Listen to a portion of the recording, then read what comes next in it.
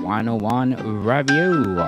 Book 101 is all about the books that I read for the last 40 years. And today I have my special guest.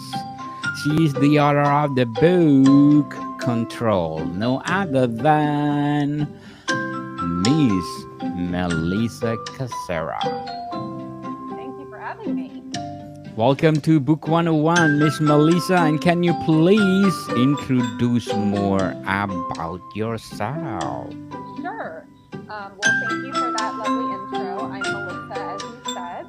I'm a author, of course, but also a professional screenwriter and a publicity strategist. And so I really kind of love to swirl all of those things together to create really beautiful stories, whether it's for audiences through books or through the movies that I write or for executives and leaders that I write for. Miss Melissa, thank you so much for sharing your talents to the world. So, what is the main premise of Control? Yeah, so I like to say that it's like Twilight meets Gossip Girl minus the vampires. So Wow. it is a yes, it's pretty easy to picture. Then we obviously have a paranormal element that meets a dark academia elite boarding school element here, and the premise is that our lead character Henry has what's called precognitive visions about one of his classmates. And when he has this vision that he sees that she's going to die, he needs to decide whether he's going to save her or whether he's going to go with the rules of his kind and just let things unfold, fate unfold as it should. So, this is the first book in the trilogy. Correct. That'd be awesome. Sounds interesting and looking forward for the second and the third books. And you are most welcome to come back. Who are the central characters in the story and what are their roles? Yeah, so it centers around two high school seniors, Natalie Covington and Henry Thorne. So Henry is the one that I just mentioned has the special visions, and he is a foster kid. He is sent to this elite boarding school on a scholarship. And he tries to suppress this ability that he has, which is to have visions. But when he starts having them about his classmate Natalie, he finds that he's unable to do so. And on the flip side, we have Natalie, who got into the elite institution on merit. So she got in by both her grades, but also her father's money. And so she comes from a different world than Henry does. However, she lost her mother 2 years ago, and she's still very haunted by that. And also feels that she's living her life completely under the thumb and control of her father and is really desperate to break free of that. Interesting. So, how does the book establish the world building and setting for the trilogy? Yeah, that's a great question.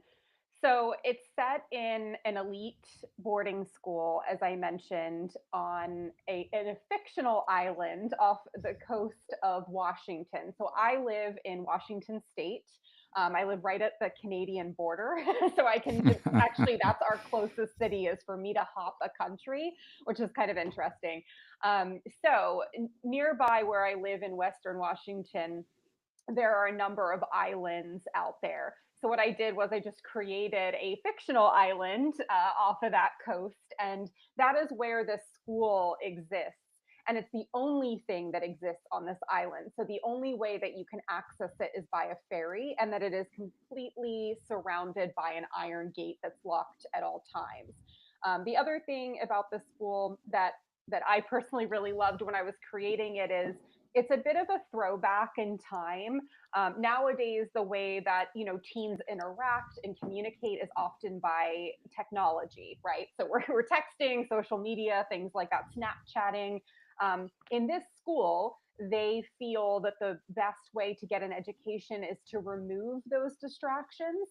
So there are absolutely no cell phones allowed and there is no social media allowed. So they're truly contained in this environment, which then obviously creates a more, I think, just a bit more of a that feeling of like the walls closing in and creates some of those thriller beats that are so fun to Definitely, they isolated. have. So, what themes are explored in Control and how they shape the story?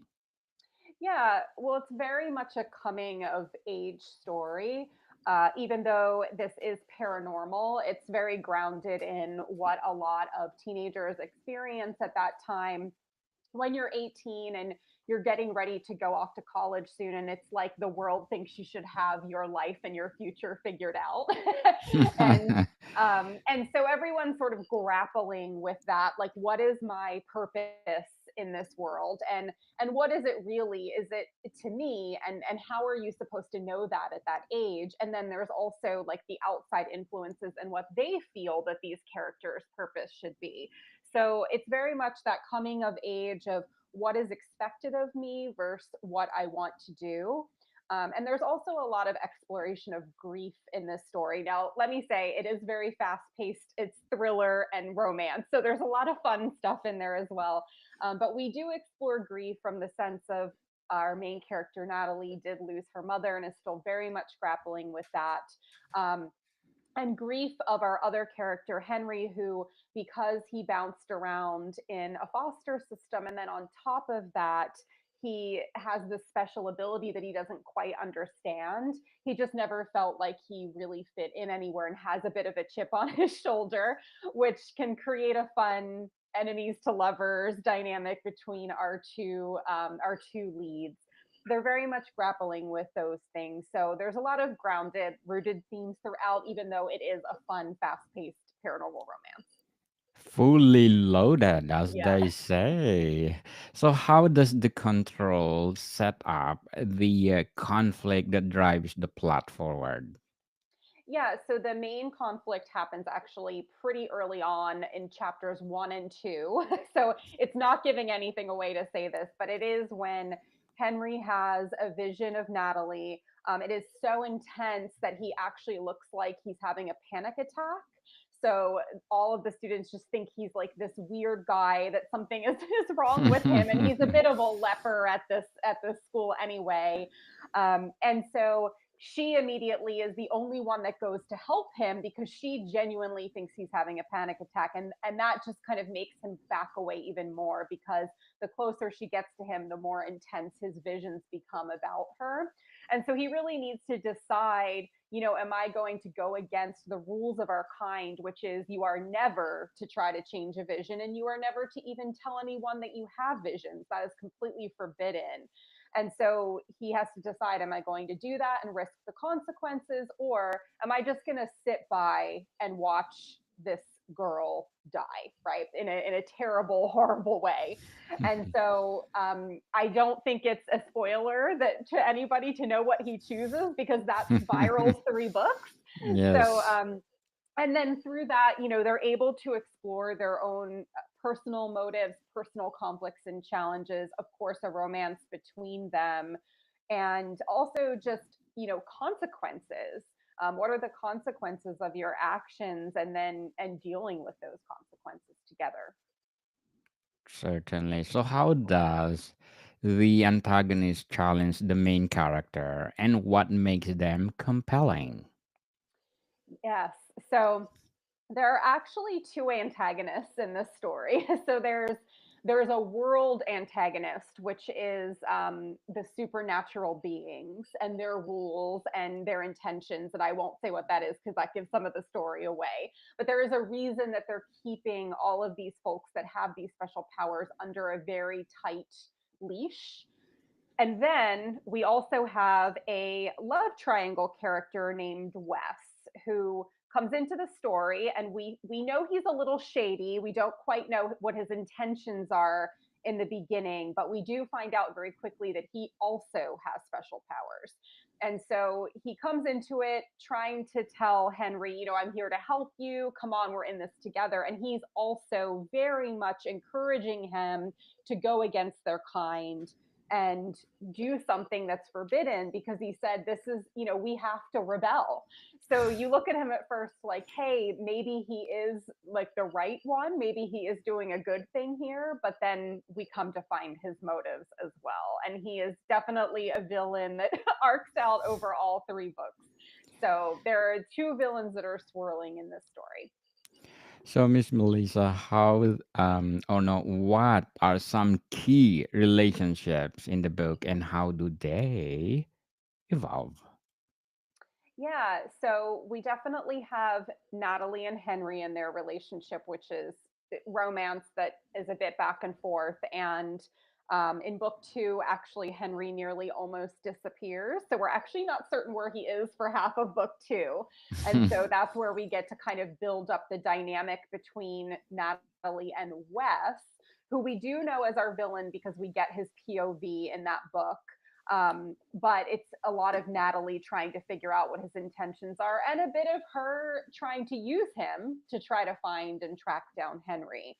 There's also Natalie's relationship with her father, which is very cold and distant. But as she discovers some secrets about herself, her family, that is inextricably linked to Henry, that relationship turns very interesting over time. And then there's also Henry's relationship with his foster dad, who, he at one point thought, hey, this is the one person who took me in and felt like family, and then that gets upended in a really interesting way. And then beyond that, we have two friend characters. So we have Natalie's best friend Seal, and her other friend Adip, who later become friends with Henry as well.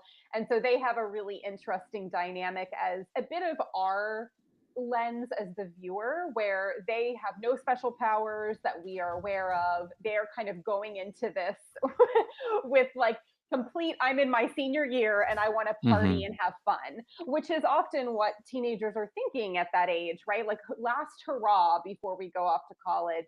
And so we get those characters and their worldview as they're sucked into this very dark and twisty world. And what does that look like? And how does that impact those folks who don't have any special powers, and who are just there for a good time? And what does that look like? Awesome.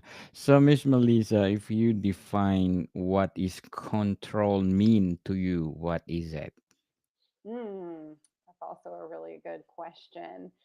Um, I think of it as something that others may try to put upon you. And that's often how we think of it. And we feel like we are quite out of control in that sense because it feels like all the power is in someone else's hands. But really, this entire series is about ownership and taking back your power. And then, of course, there are other types of themes and explorations around having powers, as in supernatural powers as well. But I think that that is something that when you are coming of age, particularly in that like 18 to 21 range, you do learn that, right? You do feel Yes. like a lot of things are out of your power and control, and there is that arc of taking that back and really carving your path in your life and saying like, what happens and who am I when I'm in control? Very well said. Miss Melissa, very well said.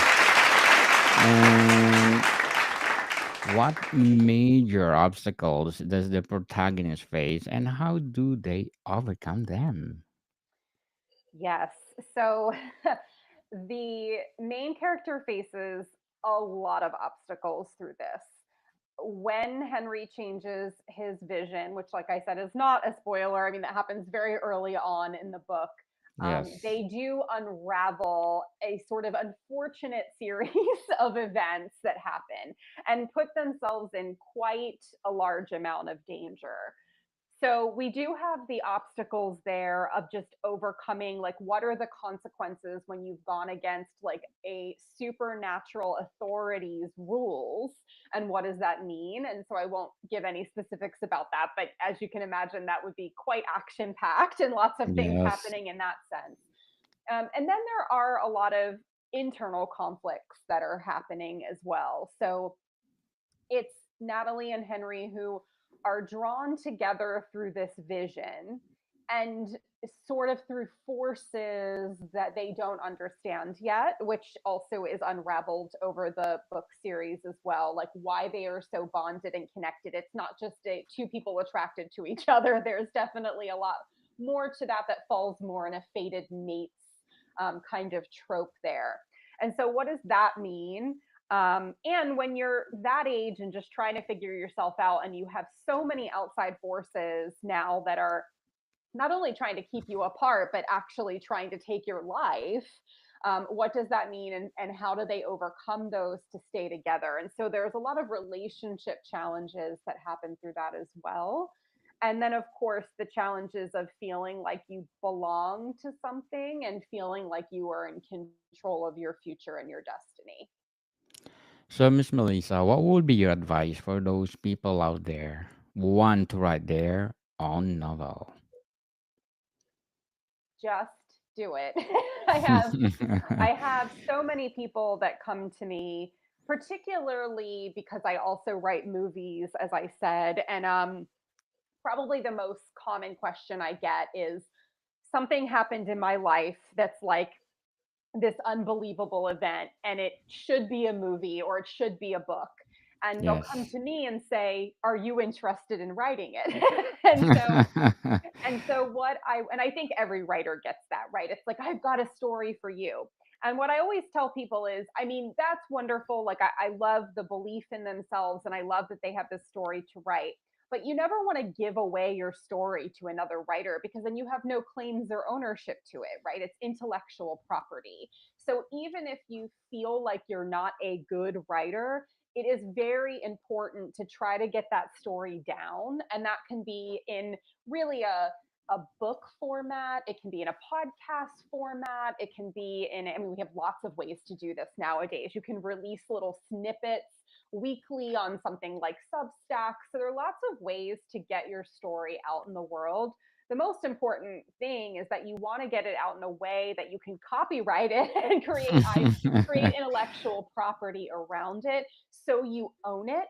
And if you have larger dreams, like, I would love a publisher to pick this up someday, I would love this to be made into a movie, any of those, I'd love this to be a documentary, things that you would need other stakeholders involved, right, in order to make that happen, then you have ownership of the story and can bring those people on as partners versus just randomly telling someone your story. And I can tell you, I mean, the nice writers will tell you to write it yourself, but there are lots of people who won't. And they'll Yes. just take that and make that a plot line, right? And then your story is gone. So Definitely. so just do it. There are lots of mediums that you can do it. Just really, you want to have ownership of your intellectual property. Just do it, people. So, and stop procrastinating. If you have the passion to write, write, write, write, and share to the world, just like Miss Melissa. So, what are your short term and long term goals in writing? Ooh, well, I could say my short-term goals are, I would love to write a thriller novel this year. So I write thriller movies. I think I'm up to like 15 of those right now. So I have quite a large bank of movies that I've written. Never written a thriller genre novel, like an adult thriller novel. So I want to do that this year. And then long term goal is, I would love to expand the Lockwood world. So as you see, book one here today, book two and three are done and they are out. So it's anyone who's hesitant to read the series because I'm not going to finish it, it's finished. So that's, I know It's that's done. really, it's done. But I have also built out the world. So there are other stories and other characters who all go to the Lockwood School, and they all do link together, though sometimes they're there in different years or different ways, which I won't give away. But I've written a couple of novellas around that. And so I want to keep expanding this world because it's just such a cool way. Such a cool world to play in, and just so many ways that these characters link together. So creates a little bit more of like a Game of Thrones metaverse. Yes. So that's really fun for me, and I will continue to build out that world. Good luck to your goals, Miss Melissa, and looking forward for more empowering books like this. So, are there any symbols or motif that appear throughout the book Control? Yes, yes, definitely. There is a lot. I'd say the thing that you'll see the most is like visions. So we obviously have the superpower of having visions, right? So that's kind of the most on the nose thing that would happen. But there's also the idea of seeing yourself and seeing others. So I'm sure Daniel, you're familiar with this, and everybody listening will be too. It's like there's times in your life where you say, "I just don't feel seen," right? Yes. And so we explore that a lot in these books, like what it means to be seen and what it means to truly see others for who they are. And that can unravel in different ways. Sometimes it's a positive thing where you're like, hey, might have judged this person for this, but they're really this. And then sometimes it's I'm finally seeing through what their intent, what their motives are. So that idea of visioning and seeing is comes up a lot. It's just a through line through all of the books. How does control reflect on a real world issues or personal struggles? Hmm. Yeah, I think it's a lot of what I brought up before. And again, I went through this at that age as well. Just being at that age where you're supposed to have it all figured out, or people think that you should, because you're supposed to select. The most wild thing to me is you're supposed to select what your career will be for your entire life when you're 18 years old, right? Because you're going to go to college and major in that thing. And so that's always really fascinated me because I don't know a lot of people that have it all figured out at that age. Um, so we definitely play upon that. And then also the idea of secrets and lies. So I always find it very intriguing whenever I'm writing a story, not just books, this is movies as well, is what secrets are people keeping from others, which is a big deal in these books because you're literally forbidden to talk about your powers. So, of course, that's a Yes. big thing. But the other, and I would say more interesting thing when you're creating character is what secrets is that character keeping from themselves? And that's where you get a really interesting layered character because we all lie to ourselves. Right, we all do in small ways, in big ways. And so it's like what are the things, that's a question when I develop any character, is like what are they not admitting or telling themselves. True. So, Miss Melissa, before we wrap up our discussion for today, I'm inviting you to please do listen to my other podcast, Movie 101 Review. I'm inviting you to be my guest on Movie 101. Yes, I would love to be. Movie 101 is created to empower movies itself. And please do listen to our latest episode. We talk about the latest movie of Hugh Grant, Heretic. Yes. Oh, good one. Good one. So please do listen. Movie 101 review. So Miss Melissa, what message or takeaway do you think the readers be impart when they're reading Control or the whole trilogy itself? Yes. Well, first, I think just as far as being a reader is embrace and have fun. Go in with what most of my reviewers say is, I didn't know what to expect, and this was a wild ride. so, Wild, yes. so I love that. So just go in with no expectations, and I will take you on a very twisty, wild ride.